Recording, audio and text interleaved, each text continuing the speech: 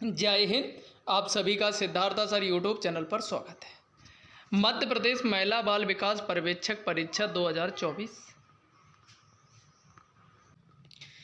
अभी हम लोगों ने इससे पहले बाल विकास के जितने भी टॉपिक से संबंधित जो प्रश्न बनते हैं उसके 4 टॉपिक से प्रश्न पूछे जाते हैं। चारों ही टॉपिक हम खत्म कर चुके। अब नया टॉपिक जो आप लोगों की मांग थी सर पोषण को ख़त्म कर दे, इसमें 7 टॉपिक बनते हैं। 7 को हम टॉपिक बाय टॉपिक शुरू आज की क्लास है जो पोषण के प्रश्न लेकर आए हैं। तो अगर पहली बार जुड़े हैं जल्दी से सब्सक्राइब कर दीजिए, बाकी के लोग लाइक और शेयर ज़रूर कर दीजिए। और ऑफलाइन वीडियो बनाने का फ़ायदा ये है कम समय में हम ज़्यादा प्रश्न करा देते हैं। चलिए शुरू करेंगे, ज़्यादा देर नहीं करेंगे। और 55 अंक का ये पोषण से संबंधित जो प्रश्न पूछे जाते हैं तो जो कि हम कंप्लीट कराने की सोच रहे हैं। चलिए तो पहला प्रश्न आपका है, हीमोग्लोबिन की मात्रा का सामान्य स्तर से नीचे गिरना कहलाता है। अगर हीमोग्लोबिन मतलब आपका रक्त जो है अगर वो सामान्य स्तर से जो नीचे गिर जाए तो उसको क्या कहते हैं? उसे बोलते हैं एनीमिया, मतलब रक्त की कमी। क्या बोलते हैं? रक्त की कमी बोलते हैं। तो आंसर क्या हो जाएगा? बी आंसर हो जाएगा करेक्ट। अगला प्रश्न है, नेत्र पलकों की सूजन कहलाती है, क्या कहलाती है? मोतियाबिंद कहलाती है, ब्लेफेराइटिस कहलाती है, ग्लूकोमा कहलाती है, इनमें से कोई नहीं।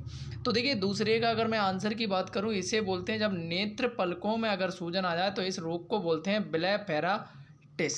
ठीक है।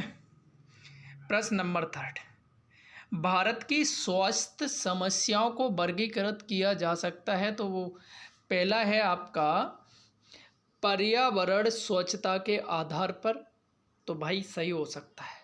दूसरा है संक्रामक रोग के आधार पर, सही बात है, ये भी सही हो सकता है। तीसरा है पोषण के आधार पर, ये भी सही है। तो आंसर क्या हो जाएगा? उपरोक्त सभी है। तो देखो कुछ प्रश्न सीधे सीधे आपको रटना पड़ते हैं और कुछ आपके दिमाग से सोच के भी सही हो जाते हैं। प्रश्न नंबर 4 कह रहा है कि निम्न में से विश्व स्वास्थ्य संगठन द्वारा परिकल्पित सर्वोत्तम स्वास्थ्य का आयाम है। आध्यात्मिक स्वास्थ्य, सही बात है। शारीरिक स्वास्थ्य, ये भी सही हो सकता है। मानसिक स्वास्थ्य, मतलब कि ये सभी हो जाएंगे आपके करेक्ट। तो इस तरीके से कुछ प्रश्न तो सोच के ये सोचने पर आधारित था। अगला प्रश्न है 5, पोलियो किसका संक्रमण है? श्वसन मार्ग का, केंद्रीय तंत्र का। तो देखो जो पोलियो रोग है उसकी बात कर रहा है, या आहार नल का या जनन तंत्र का। तो पोलियो किसका संक्रामक है ये पूछा गया आपसे 5th का। तो देखिए यहां से अगर मैं आंसर की बात करूं, पोलियो किसका संक्रमक है? तो आहार नल का है। ठीक है। चलिए प्रश्न नंबर 6 है, मानव शरीर में सबसे कम मात्रा में आवश्यक पोषक तत्व है। ये आपको बताना है क्या विटामिन है या प्रोटीन है या वसा है, खनिज लवण है। तो देखिए अगर मैं 6 के आंसर की बात करूं, जो विटामिन है ये सबसे कम मात्रा में आवश्यक, बाकी के प्रोटीन की हमें बहुत ज़्यादा ज़रूरत पड़ती है, लवण की हमें बहुत ज़्यादा, और वसा की। ठीक है। चले प्रश्न नंबर 7, ऐसा कौन सा पदार्थ है जो शरीर में पहुंचकर विटामिन ए में बदल जाता है? ये आपको बताना है। राइबोफ्लेविन या क्रिप्टोजेंथिन या पेटाजेनाथिक अम्ल या इनमें से कोई नहीं। तो याद रखना क्रिप्टोजेनेथिन है जो विटामिन ए में बदल जाता है। ठीक है। अगला प्रश्न है, अगर ये पूछ दे कि विटामिन ए का जो स्रोत है वो क्या है, तो आप कह सकते हैं आम हो गया या गाजर हो गया। गाजर सबसे अच्छा उदाहरण माना जाएगा, गाजर, आम को हटा देते हैं, गाजर।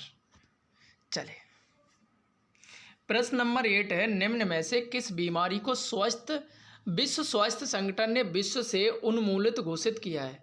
तो ये आपको बताना है। तो 8 का अगर आपको आंसर की बात, यहाँ से पोलियो या ह्यूमन मंकी पॉक्स या पॉक्स वायरस या चेचक, चेचक को हटा दिया गया उनकी तरफ से, अब ये किसी भी देश में नहीं है। प्रश्न नंबर 9 है, भोजन का कार्य है ऊतकों की क्रियाशीलता और नियंत्रण, भी है ऊर्जा उपलब्ध कराना, तीसरा है शरीर का गठन एवं सुधार, उपरोक्त सभी। तो ये तो बड़ा सिंपल सा हो जाएगा। तो ये सभी होते हैं जो आपकी मांसपेशियां वगैरह हैं, जो भोजन का कार्य, उससे ऊतकों की क्रियाशीलता, नियंत्रण, ऊर्जा उपलब्ध कराना, शरीर का गठन, सुधार। प्रश्न नंबर 10 है, विटामिन B12 को क्या कहते हैं? थायमिन, फॉलिक अम्ल बायोटिन या साइनोकोबालेमाइन।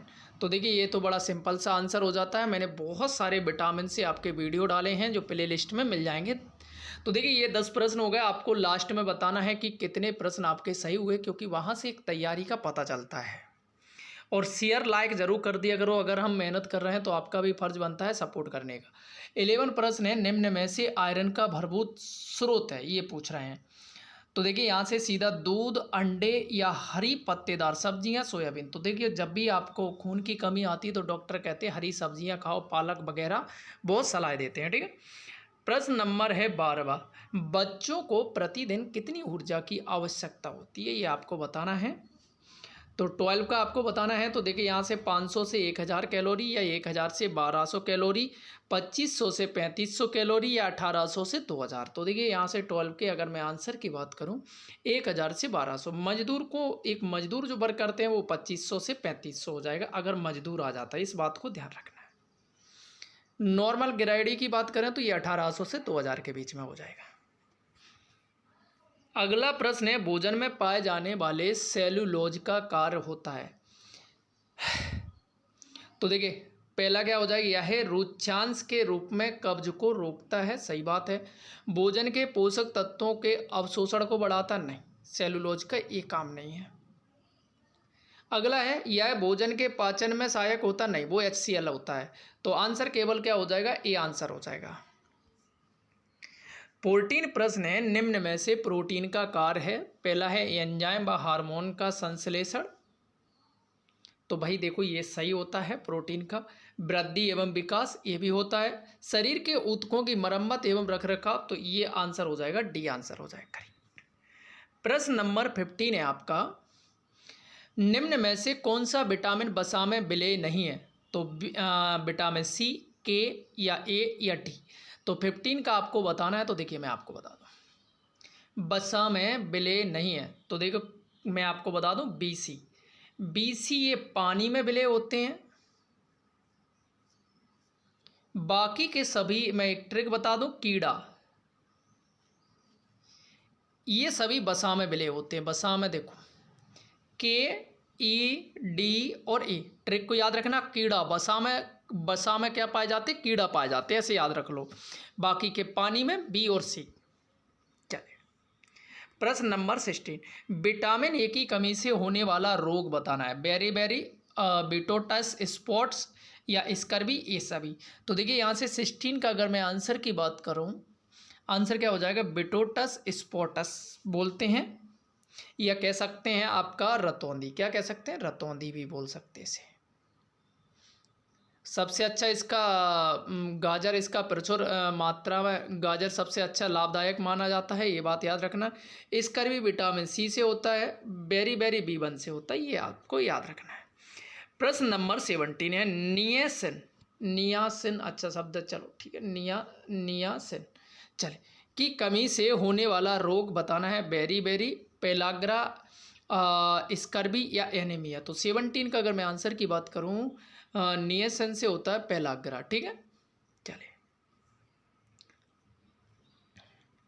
प्रश्न नंबर 18 है, एक मरीज प्राथमिक स्वास्थ्य केंद्र पर रुधिर के थक्का की समस्या के साथ आता है, वहाँ एक सामुदायिक स्वास्थ्य नर्स किस कमी का संशय करती है, सी, के, ई या ई। देखिए जब रक्त की बात आएगी तो आपको सी, केवल एक ही याद रखना है, विटामिन के। 19 है कि विटामिन सी की कमी से होने वाला रोग बताना है। तो देखिए अभी बताया था, स्कर्वी, पेलाग्रा या बेरी या एनीमिया। तो याद रखना स्कर्वी होता है। इसका प्रचुर मात्रा में जो इसका लाभदायक जो कहते हैं, ये किससे प्राप्त किया जा सकता है, तो आंवला सबसे बेस्ट माना जाता है, ठीक है। खट्टे फल अगर बात करी जाए, खट्टे फल भी कह सकते हैं, स्रोत की बात करी जाए। प्रश्न नंबर है आपका 20, कह रहा है ऑस्टियोपोरोसिस नामक रोग किस विटामिन की कमी के कारण होता है, ए, बी, सी या डी। तो देखो ये हड्डियों से संबंधित है। तो देखो हड्डियों के लिए आपको सूर्य की रोशनी प्राप्त करना, वो किससे होती है, विटामिन डी से। विटामिन डी कहाँ से, एक मछली से भी प्राप्त किया जा सकता है। 21 एक वयस्क को विटामिन सी की प्रतिदिन कितनी आवश्यकता होती है? 20 से 30 ग्राम, 8 से 10 ग्राम, या 40 से 60, या 10 से 20। तो देखिए यहाँ से 21 का आंसर क्या हो जाएगा? 40 से 60 मिलीग्राम की आवश्यकता होती है। अगला प्रश्न है, भारत में पोषण की राष्ट्रीय संस्था कहाँ स्थित है? तो ऐसे प्रश्न आपको रटना ही पड़ेंगे। तो ये हैदराबाद या गोवा, मुंबई, पुणे। तो याद रखिए वो 22 का जो आंसर हो जाएगा हैदराबाद। अगला प्रश्न है, विटामिन ए का रासायनिक नाम आपको बताना है। पेट्रोथेनिक अम्ल, या रेटिनॉल, या थियामाइन, या रिबोफ्लाविन। तो याद रख रहे रेटिनॉल। ठीक है, याद रखना क्या? रेटिनॉल। अगला प्रश्न है, न्यूराइटिस किस विटामिन की कमी के कारण हो सकती है? सी, डी, बी, के। तो न्यूराइटिस आपसे पूछा है, तो 24 का जो आंसर हो जाएगा विटामिन बी की। तो देखिए ये थे 25 प्रश्न। आपको कमेंट में बताना है 25 में से आपके कितने सही, 24 में से आपके कितने सही हुए हैं, और ताकि हमें ये पता चले आप कितनी तैयारी कर रहे हैं और कितनी मेहनत हो रही है। इस टॉपिक को जल्दी हम ख़त्म करके फिर नया टॉपिक शुरू करेंगे। ठीक है, तो मेरी कोशिश ये है कि जो आपके नवंबर में फॉर्म डलेंगे उससे पहले हम लोग तैयारी कर लें। थैंक यू दोस्तों। अभी तक लाइक नहीं किया तो लाइक कर दीजिए, शेयर कर दीजिए, और सब्सक्राइब नहीं किया तो ज़रूर करिए, क्योंकि नोटिफिकेशन तभी पहुंचेगा। Thank you.